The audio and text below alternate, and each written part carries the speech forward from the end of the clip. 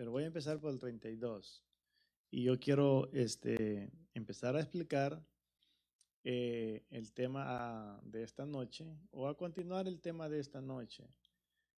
Dijimos que el tema central del capítulo 5 es la iglesia es la desposada, ¿verdad? Es la novia, y va a convertirse en la esposa hasta que llegue a la boda del Cordero. Entonces, el verso 32 dice: grande es este misterio, mas yo digo esto respecto de Cristo y la iglesia. ¿Okay? ¿Qué quiere decir eso? Eso quiere decir de que el matrimonio es lo mismo que la iglesia y Cristo, es lo mismo. Es lo mismo. No hay ninguna diferencia.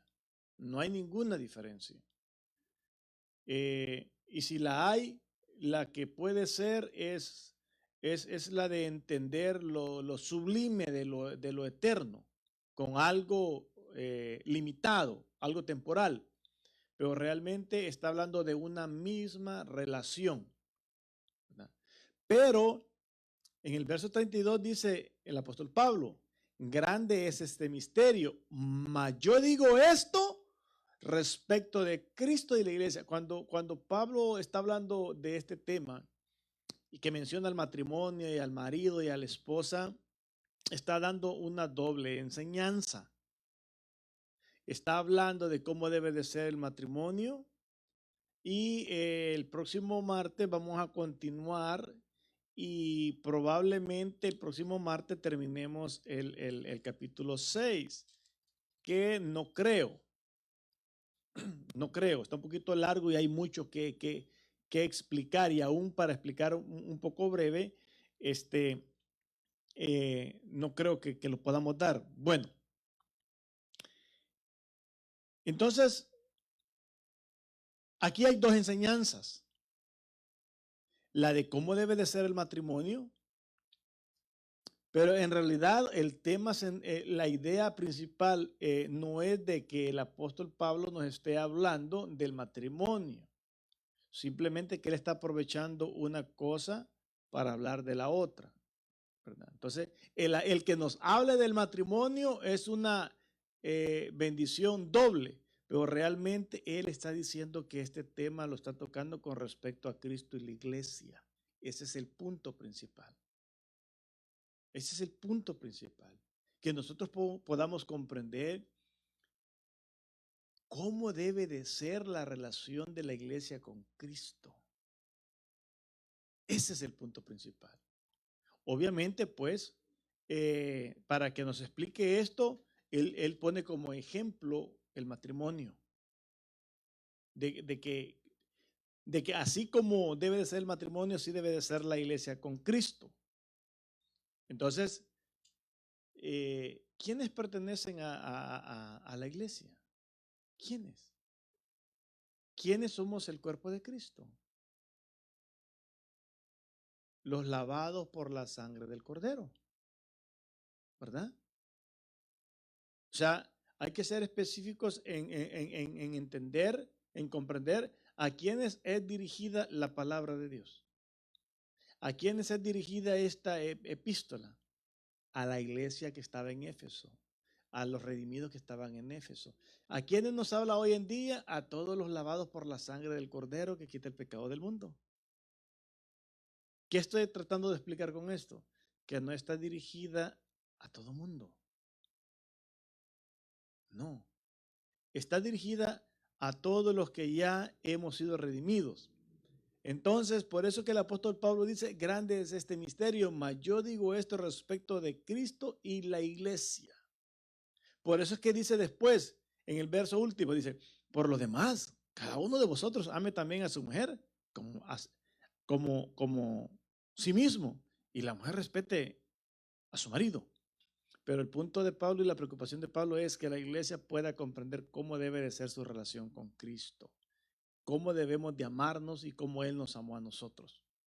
Entonces, el verso 21, dice: someteos unos a otros en el temor de Dios. quiero dejar claro este verso. ¿A quiénes está dirigiendo? Es importante que nosotros comprendamos el tiempo, la razón, las circunstancias. ¿A quién fue dirigido los escritos? Para que comprendamos el mensaje. Entonces, en el verso 21 dice, someteos unos a otros en el temor de Dios. Bien, si yo les decía a ustedes hace un momento que ¿quién es la iglesia? ¿Quiénes somos la iglesia? Los lavados, ¿verdad? Los lavados por la sangre del Cordero. Entonces, ¿cómo se le identifica a una persona lavada por la sangre del Cordero? ¿Cómo se le identifica? Cristiano, hijos de Dios, redimidos, escogidos, apartados, ¿verdad? Entonces, pregunto una cosa. ¿Es apartada a una persona que está en la iglesia tratando de evitar hacer lo malo? Al igual que una persona que esté en una cantina. ¿Será apartada esa persona también? No, ¿verdad? Ok, entonces hay una gran diferencia, ¿verdad? De una persona a la otra. Entonces, cuando dice aquí, someteos los unos a los otros, ¿a quién se están dirigiendo? ¿Quiénes son los que se tienen que someter unos a otros? ¿Entre nosotros mismos o entre nosotros y los que están en la cantina? Entre el mismo cuerpo de Cristo. Esto está dirigido a nosotros. A nosotros. Con los de afuera debemos de dar un buen testimonio, pero no nos vamos a someter a lo que ellos digan, ¿verdad? Nos tenemos que someter entre nosotros mismos como cuerpo de Cristo en el temor de Dios, porque nosotros tenemos temor de Dios, estamos aprendiendo a tener temor de Dios, pero alguien que está allá afuera deleitándose en el pecado, ¿tendrá temor de Dios o está practicando aprender a tener temor de Dios? No. Entonces, por lo tanto, debemos de entender a quién está dirigido y para quién es este mandamiento. Este es un mandamiento. Este es un mandamiento. Y el mandamiento dice, someteos unos a otros en el temor de Dios. Ese es un mandamiento. Tenemos que someternos unos a otros. Bien. Entonces, se está dirigiendo a la familia, pero en el capítulo 6 vamos a continuar hablando de la familia, pero con otro tema central del capítulo, el cual está bien interesante también. Entonces, ¿cómo debe de ser la relación de la iglesia con Cristo? Entonces, aquí hay un enlace de expresiones, de metáforas que sigue usando el apóstol Pablo para hablarnos de este misterio. Y dice el verso 22, las casadas estén sujetas a sus propios maridos como al Señor, porque el marido es cabeza de la mujer, así como Cristo es cabeza de la iglesia, la cual es su cuerpo y él es su salvador. Bien, si nos damos cuenta en estos ya versos 22 y 23, el apóstol Pablo está hablando de la relación de la esposa con el esposo y del esposo con la esposa. Al mismo tiempo va hablando de cómo debe de ser la relación de la iglesia con Cristo. Al mismo tiempo. Porque lo que le preocupa a él es hablar de cómo debe de ser la relación de nosotros con Cristo. Es decir, que había una preocupación en el apóstol Pablo y hay una preocupación en Dios para con nosotros, ¿verdad?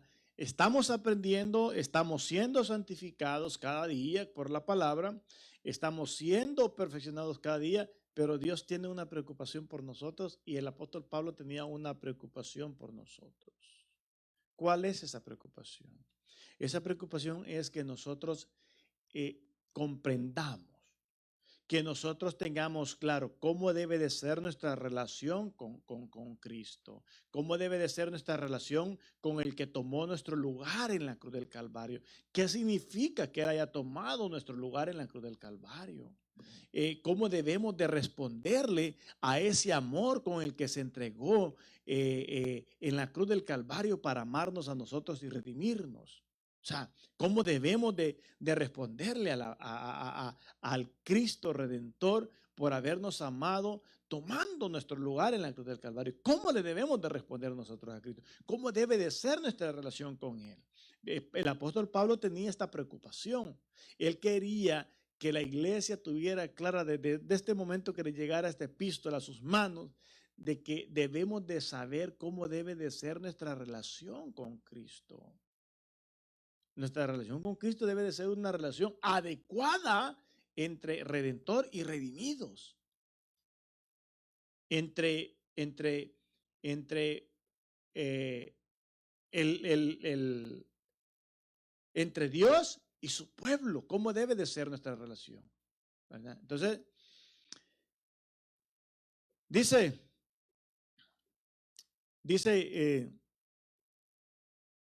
porque el marido es cabeza de la mujer, así como Cristo es cabeza de la iglesia, la cual es su cuerpo y él es su salvador. Él es su salvador. Así que, verso 24, así que como la iglesia está sujeta a Cristo, así también las casadas lo estén a sus maridos en todo. Ahora, sigue hablando el apóstol Pablo los dos temas a la vez, los lleva juntos para que podamos comprender, para que podamos aprender de nuestra propia naturaleza. El matrimonio, aunque hoy en día es un poquito más difícil, pero nosotros sabemos que el matrimonio es para siempre. Nosotros sabemos que el matrimonio es para que se ame. Nosotros sabemos que el matrimonio es para que sea fiel el uno al otro. El matrimonio entendemos que es para procrear hijos. El matrimonio entendemos que es para ser una familia.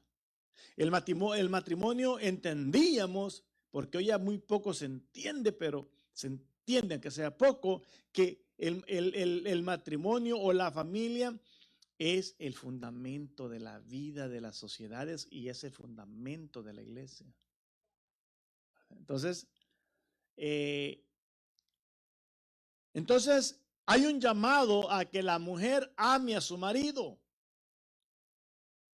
Pero hay un llamado, que es el más principal, a que la iglesia amemos a Cristo.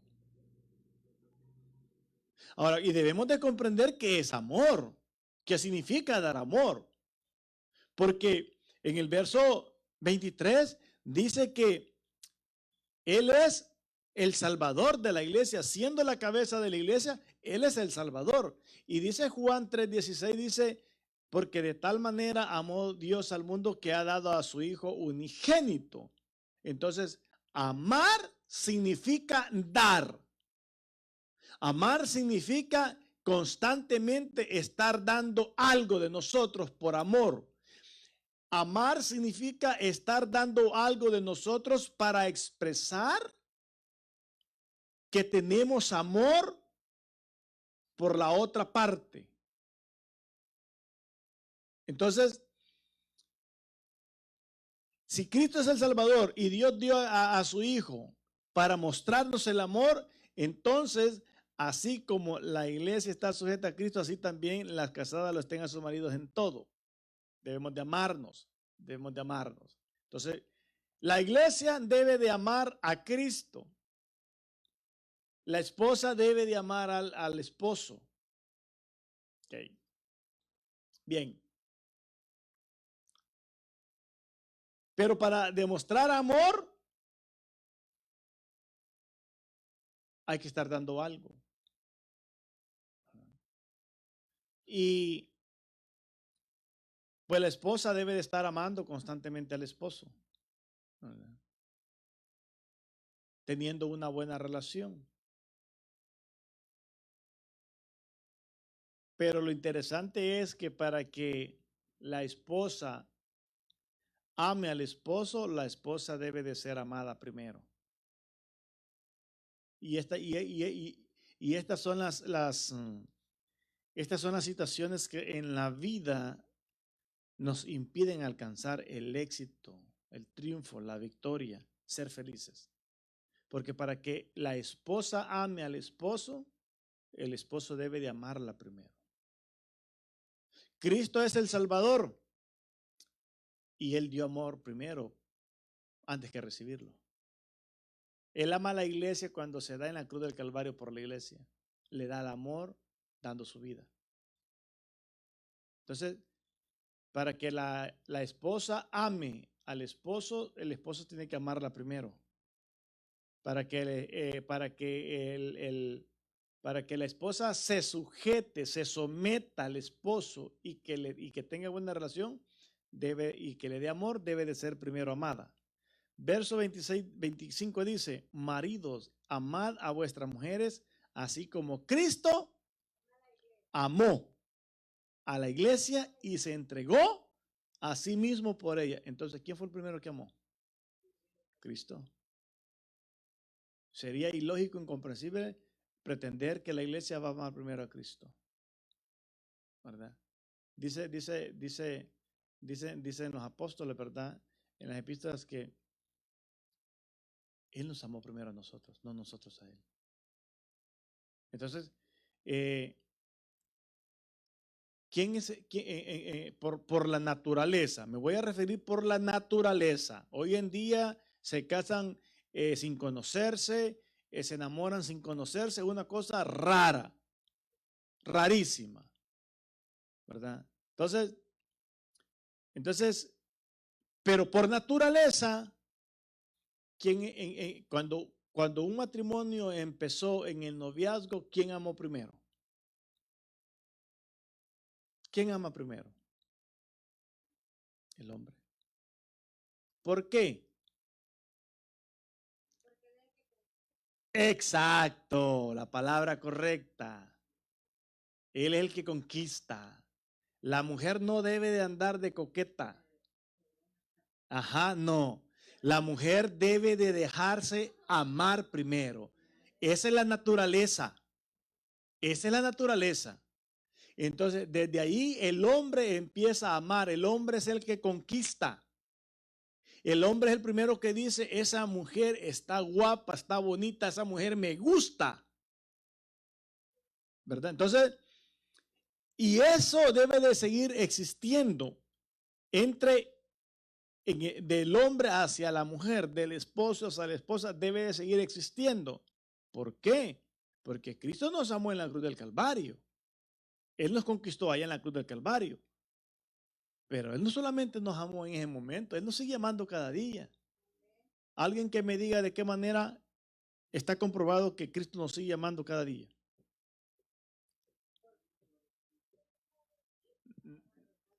No, eso fue en el principio. Pero ya ahorita, eso es cuando nos entregamos a Él para recibirlo como nuestro Salvador. Pero después de ser salvos, ya caminar como hijos de Dios, ¿de qué manera Él nos sigue amando? ¿Cómo? Nos tiene paciencia y nos perdona todos los días, a cada rato. Ese es amor. Misericordia. Salmo 118 dice en el verso 2, 3 y 4, dice, diga ahora la casa de Israel que para siempre es su misericordia. Diga ahora la casa de Aarón que para siempre es su misericordia. Digan ahora todos los que temen a Jehová. Ahí entramos todos ya profetizados. Que para siempre es su misericordia. Dios nos ama al acostarnos, al levantarnos, al andar en nuestro camino. En todo momento Él nos ama. El ángel de Jehová acampa alrededor de los que le temen y los defiende. Ese es amor. Ese es amor. Él nos está amando constantemente. Entonces, el marido debe de amar constantemente a la esposa. Ahora, ¿qué va a pasar si el marido ama constantemente a la esposa? ¿Qué va a pasar? Va a responder automáticamente. Se va a poner bonita, se va a poner guapa, esbelta. Es que es cierto. Estamos fracasando por problemas conyugales. Se está fracasando por problemas conyugales. La mujer debe de verse atractiva, pero si la mujer no se ve atractiva, porque el hombre no la está amando tampoco. Y si el hombre la está amando y la mujer no está respondiendo, van a haber problemas también, ¿verdad? Porque puede ser que el hombre sí esté amando y la mujer no quiera amar. ¿Por qué? Porque Cristo está amando a la iglesia y la iglesia no siempre estamos amando a Cristo. ¿De quién es el error? ¿De Cristo o de la iglesia? De la iglesia. Y así pueden estar las casadas, en rebeldía. Entonces, la buena relación que la iglesia tengamos con Cristo, y estoy tratando, así como Pablo va explicando esto, lo voy explicando al mismo tiempo de las dos maneras. Así como la iglesia debemos de tener una buena relación con Cristo para que sea exitosa, así también los matrimonios debemos de tener buena relación para que seamos exitosos en todo, en todo, en todo, en todo, en todo, ¿verdad? Entonces, yo quiero que alguien me lea rápidamente Eclesiastés capítulo 2, todo el capítulo, rápidamente Eclesiastés capítulo 2, todo el capítulo. Maridos, amad a vuestras mujeres, así como Cristo amó a la iglesia y se entregó a sí mismo por ella. Y ahorita vamos a ver, después de leer Eclesiastés capítulo 2, que me lo lea alguien, por favor, en voz alta, lo más fuerte que puedan, todo el capítulo, o por lo menos la mitad para entenderlo, lo que les quiero explicar. Aquí tenemos un ejemplo de cómo debe de ser la relación matrimonial y cómo debe de ser la relación entre la iglesia y Cristo. ¿Quién lo va a leer?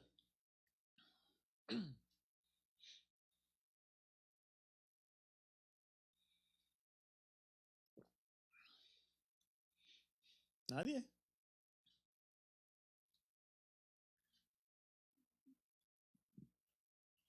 Tienen que ayudarme porque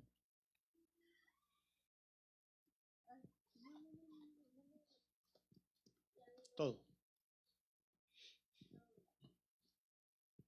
Eclesiastés 2 dice, dije yo en mi corazón, ven ahora, te probaré con alegría y gozarás de bienes, mas he aquí estoy. Perdón, Vladimir. ¿Mm? Perdón. ¿Qué dije?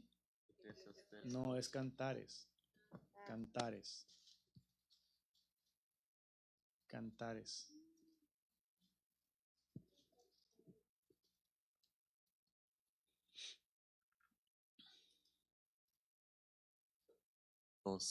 Cantares 2 dice, yo soy la rosa de Sarón y el lirio de los valles.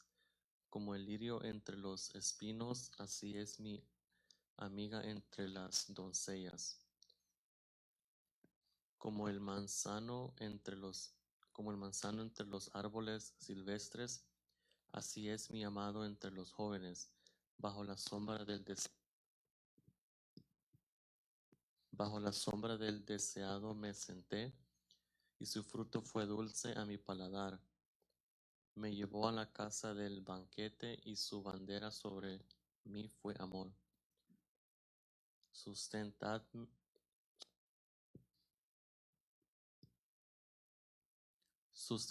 con pasas, confortadme con manzanas, porque estoy enferma de amor. Su izquierda esté debajo de mi cabeza, y su derecha me abrace. Yo os conjuro, oh doncellas de Jerusalén, por los corzos y por las siervas del campo, que no despertéis ni hagáis velar al amor hasta que quiera. La voz de mi amado, he aquí él viene saltando sobre los montes, brincando sobre los collados. Mi amado es semejante al corzo o al cervatillo. Helo aquí está tras nuestra pared, mirando por las ventanas, atisbando por las celosías.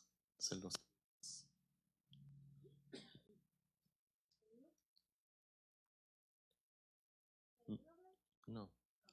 Mi amado habló y me dijo, levántate, oh amiga mía, hermosa mía, y ven, porque aquí ha pasado el invierno, ha mudado. Ya, hasta ahí, hasta ahí. Hasta ahí porque no se entiende mucho así. La idea es de que aquí en el lenguaje se entiende que El amado es el que da, tiene la iniciativa, ¿verdad?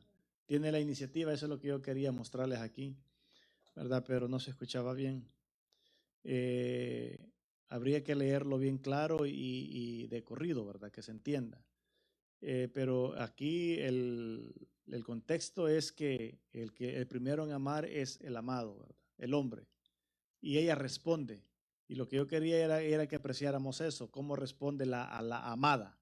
Cuando es amada, responde a dar amor, ¿verdad? Y me llama la atención el, el verso, el verso 6, que es la respuesta de ella. La esposa debe de responder así, ¿verdad? Y yo creo que la vida es para que estemos constantemente aprendiendo, constantemente aprendiendo. Y entre más aprendemos a diario, mejor vida tenemos, ¿verdad? Porque el hombre es el que ama primero a la mujer desde el momento que la conquista, ¿verdad? Pero así debe de ser toda la vida y la mujer también debe de amar, responder a ese amor, porque en el verso 6 dice, su izquierda esté debajo de mi cabeza y su derecha me abrace. ¿Se han fijado que así se abraza a la pareja cuando uno está acostado en la cama? Eso es lo que está hablando, describiendo acá. Entonces, ella está pidiendo eso. ¿Por qué? Porque lo desea. Y entonces es una respuesta mutua. Entonces se es feliz, se logra ser feliz y Dios nos llama a nosotros en Cristo Jesús a que seamos felices. Y la iglesia es redimida para ser feliz.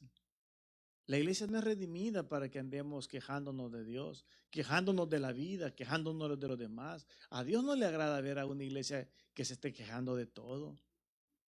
A Dios no le agrada ver una iglesia que no esté adorando porque anda preocupada. A una iglesia que no esté escuchando porque eh, su alma está turbada y no puede ni siquiera escuchar, ¿verdad? Entonces, eh, la iglesia debemos de adorar, debemos de decirle cosas bonitas al Señor en oración. Nuestra oración tiene que ser agradable delante del Señor. Eh, en la oración tiene que haber una oración de adoración. Tiene que haber una oración de ruego, de súplicas, pero también tiene que haber una oración de agradecimiento. Tiene que haber una oración de exaltación, ¿verdad? De exaltación, de decirle, Señor, tú eres grande en los cielos y en la tierra.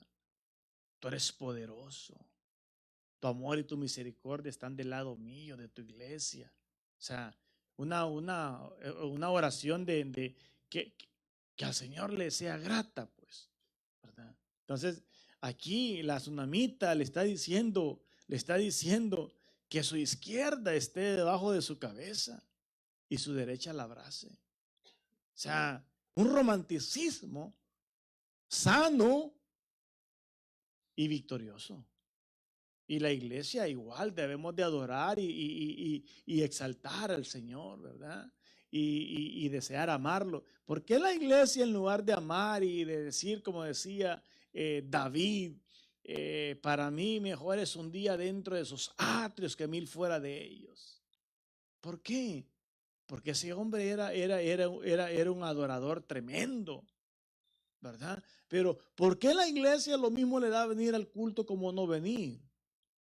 ¿Por qué a la iglesia lo mismo le da si viene un día o si viene 3 o si viene uno al mes? ¿Por qué? Entonces, ¿por qué? ¿Por qué venimos y se supone que venimos a darle nuestra mejor adoración al Señor en la congregación? Y estamos con una gran falta de reverencia, ¿verdad? Entonces, todo eso tiene que ver con nuestro amor al Señor, ¿verdad? El cómo nos tratamos con los demás, el llevarnos bien con los demás. ¿Cómo creen ustedes que se siente Dios al ver que nosotros nos llevamos bien como hermanos en Cristo Jesús? ¿Cómo le gusta a todo padre que sus hijos se lleven? Excelente, excelente.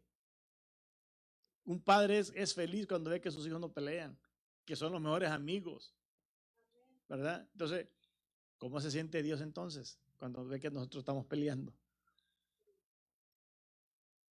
¿Le estamos dando amor cuando nos peleamos entre nosotros? No. ¿Estamos dándole amor a Dios cuando Él ve que nosotros nos estamos llevando muy bien? ¿Estamos amando a Dios cuando estamos quietecitos en nuestra silla durante el culto? Quédate así entonces, Michelle.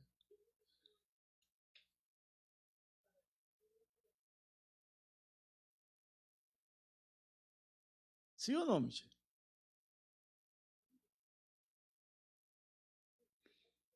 Ay, te agarré bonita, Michelle.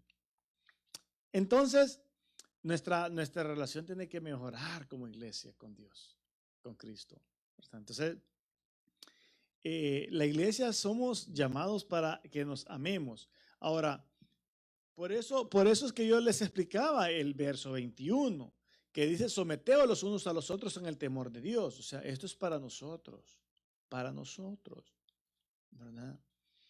Entonces dice el verso 26, ¿para qué es todo esto? Miren, me he detenido tanto del verso 21 al 25 para llegar al 26. ¿Para qué sirve la buena relación entre nosotros y Cristo? ¿Cuál es el fin y el propósito? ¿Para qué sirve que tengamos una buena relación con Cristo? ¿Y por qué es importante que el matrimonio tengamos una buena relación? ¿Por qué? Si el matrimonio tenemos una buena relación, no hay cabida para los pleitos, para los divorcios, que es lo último, ¿verdad? Lo más fatal que llega a suceder en un matrimonio. Pero los pleitos, los daños, las heridas en el alma, las palabras carrasposas y todo eso. Entonces, si el matrimonio se lleva muy bien, tiene muy buena relación, se santifica, se sana, se es feliz. ¿Para qué sirve nuestra buena relación con Cristo? Es para que Él nos santifique día con día, para santificarla, habiéndola purificado en el lavamiento del agua por la palabra, a fin de presentársela a sí mismo. Y esta es lo que les decía el martes pasado, que la iglesia, aquí lo tengo. La iglesia tiene un compromiso. La iglesia tiene una experiencia y la iglesia tiene una expectación. Y esta es la expectación de la iglesia, a fin de presentársela a sí mismo una iglesia gloriosa que no tuviese mancha ni arruga ni cosas semejantes, sino que fuese santa y sin mancha. La iglesia espera el rapto y estamos con esa expectativa de esperar el rapto. Y para ello es que nos congregamos, aprendemos de la palabra, tratamos de crecer espiritualmente, amándonos los unos a los otros y respondiéndole a Dios como debemos de responderle como amados en Cristo. Entonces, así como el matrimonio con una buena relación se santifica, ¿por qué se santifica el matrimonio con una buena relación? Así como la iglesia. Estoy tratando de llevar las dos cosas a la vez. Así como lo explica Pablo. Porque ¿de qué manera el matrimonio se santifica cuando se ama? Se santifica porque el hombre no anda viendo a otra mujer, ni la mujer anda viendo a otro hombre. Se satisfacen mutuamente, son satisfechos el uno para el otro. No se llega a una infidelidad y mucho menos a un divorcio. Entonces, la iglesia que ama a Cristo se santifica, ¿verdad? No practica el pecado. No practica el pecado. Es una iglesia que está constante, ferviente, buscando a Dios, siempre ocupada en adorar, en ayudar, en servir.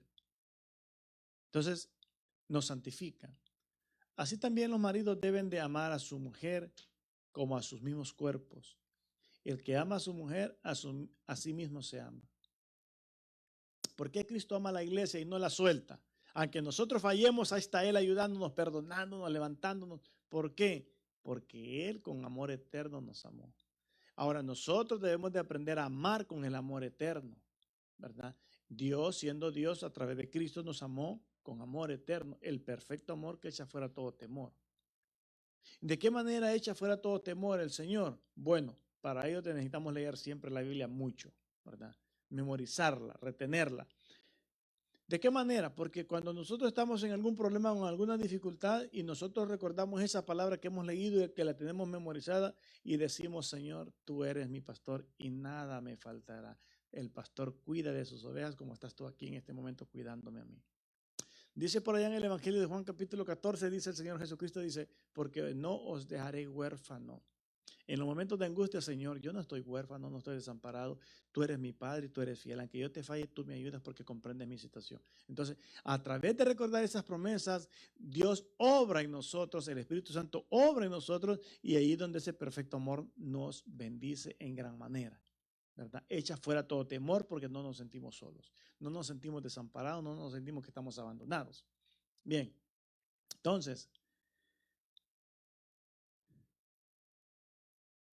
entonces, si nosotros amamos a la mujer, nos amamos a nosotros mismos. ¿De dónde es tomada la mujer? De la costilla del hombre. La mujer no es hecha del polvo directamente, es hecha del polvo indirectamente. Porque el que es hecho del polvo directamente es Adán, pero Eva es tomada de una costilla de él. Entonces, eso hace que Eva sea parte del cuerpo de Adán y espiritualmente la mujer viene a ser parte del cuerpo del hombre en el matrimonio. Aunque usted no lo quiera creer, no lo quiera ver, pero en el mundo espiritual ese es el valor que tiene el matrimonio. Por eso dice que el hombre dejará a su mujer y se unirá dejará a sus padres y se unirá a su mujer para ser espiritualmente el matrimonio es una sola carne. Es una sola carne. Por eso que cuando el marido ama a la mujer, se ama a sí mismo, porque espiritualmente la mujer sale del hombre.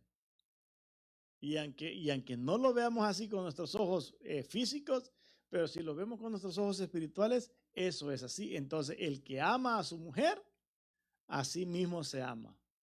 A sí mismo se ama. Entonces, Cristo, por eso es que no deja de amar a la iglesia, aunque nosotros le fallemos. Eso no quiere decir de que le estemos fallando y que eso es permitido. No, me refiero a aquellas fallas que cometemos por causa de nuestra naturaleza. Eso es lo que Cristo comprende, ¿verdad? Entonces, Él no nos deja de perdonar, no nos deja de amar. Él no deja de darnos sus misericordias cada día. Entonces, así debe de ser también en el matrimonio. Porque nadie aborreció jamás a su propia carne, sino que la sustenta y la cuida como también Cristo a la iglesia, porque somos miembros de su cuerpo, de su carne y de sus huesos. Por esto dejará el hombre a su padre y se unirá por esto dejará el hombre a su padre y a su madre y se unirá a su mujer y los dos serán una sola carne. Pregunto, como la Biblia habla así, ¿verdad? Habla simplificada y en la revelación se amplifica. Entonces, ¿por qué no dice aquí, por esto dejará el hombre y la mujer a sus padres? ¿Por qué no dice así? ¿La mujer no entra en ese paquete? Sí entra, porque ya expliqué. La mujer sale de la costilla del hombre. No es necesario que el texto lo explique, porque la revelación se nos da, la interpretación la da el Espíritu Santo. Se entiende. Entonces, ¿por qué dice entonces y se unirá a su mujer y los dos serán una sola carne? Entonces, ¿por qué entonces dice que se unirá a su mujer y serán una sola carne? Y ahí ya no hay padres de la mujer, porque a la mujer no se le dice que abandone a sus padres literalmente, sino que es por cuestión de revelación que se entiende. ¿Por qué dice que se unirá a la mujer y serán una sola carne? Y allí no están los padres de la mujer. Ahí no están. ¿Qué quiere decir eso? Eso quiere decir que el mandamiento en el matrimonio es para los dos. Para los dos. El hombre y la mujer deben de tener mamitis y todo eso. Porque eso es lo que trae, ese es otro problema que trae problemas al matrimonio. Ellos pasan a formar su propio hogar, su propio matrimonio, su propia familia, todo eso. Entonces, y llegamos a donde empezamos. Grande es este misterio, mas yo digo esto respecto de Cristo y de la iglesia. Por lo demás, cada uno de vosotros ame también a su mujer como a sí mismo, y la mujer respete a su marido. La iglesia debe de respetar a Cristo. ¿Quién fue la persona que inventó el Día de la Madre? Una mujer. ¿Cristiana? No, no era cristiana. No era cristiana. Entonces, ¿por qué la iglesia debe de adoptar algo que viene de alguien que no es cristiano? Cuando aquí me está diciendo a mí claramente la Biblia, y Efesios 5:21, someteos los unos al Señor, los unos a los otros en el temor de Dios, y esto es para los redimidos, no para los no redimidos. ¿Y por qué eso se celebra en el mes de mayo y un par de meses después o un mes después, entonces se le ocurre celebrar el Día del Padre? Un mes después. ¿Por qué dejan al hombre de último si el hombre es primero en todo? Entonces, ¿eso qué significa? Falta de respeto a lo que Dios ha creado y a lo que Dios nos ha mandado a que respetemos. Si la iglesia se representa con el matrimonio se debe de respetar y ser fiel, a Cristo se le debe de respetar y le debemos de ser fieles. Si queremos alegrarnos, sobran motivos que Dios nos da para alegrarnos. Sobran motivos si queremos alegrarnos.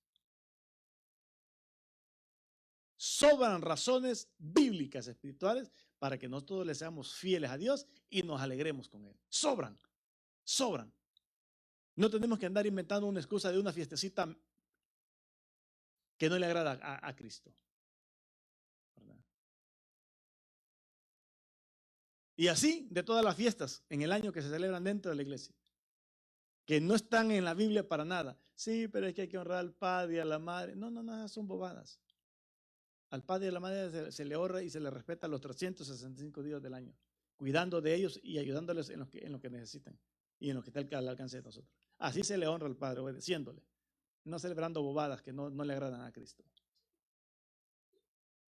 ¿Verdad? Entonces, respetemos a Cristo, así como se debe de respetar el matrimonio. Así de que con esto concluyo.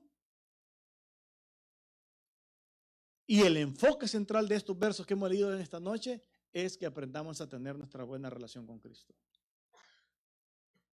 Porque de ello depende nuestro éxito como hijos de Dios. Y que mejoremos nuestra relación conyugal también.